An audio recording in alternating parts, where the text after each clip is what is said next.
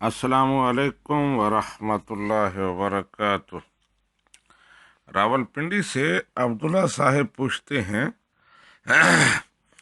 کہ زمین کی پیداوار کا عشر اخراجات نکالنے کے بعد ادا کیا جائے گا یا اخراجات پر بھی عشر ادا کیا جائے گا؟ بجائی، کٹائی اور اس کے علاوہ دیگر جو آج کل بہت سارے اخراجات ہوتے ہیں فصل کو تیار کرنے پر، تو ان کو نکالا جائے گا یا نہیں؟ جی عبداللہ صاحب، عشر کل پیداوار پر ہوگا، اخراجات اس میں سے منہا نہیں کیے جائیں گے۔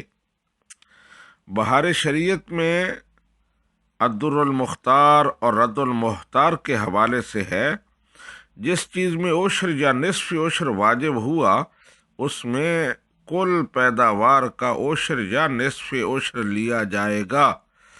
یہ نہیں ہو سکتا کہ مصارف زراعت، ہل بیل، حفاظت کرنے والے اور کام کرنے والوں کی اجرت یا بیج وغیرہ نکال کر باقی کا عشر یا نصف عشر دیا جائے۔